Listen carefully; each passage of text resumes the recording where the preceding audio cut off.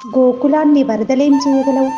గోవర్ధనగిరిని చిటికెన వేలితో ఎత్తి కాపాడే కన్నయ్య ఉండగా, అవతారమూర్తి అయిన అమ్మ ప్రేమకు దాసుడే కోరుముద్దల రుచిని ఆస్వాదించేందుకు, తల్లి తీయని తిట్లకు మురిసేందుకు. ఆనందమంతా అల్లరితోనే, కోపమంతా పైపైనే యశోదమ్మకు.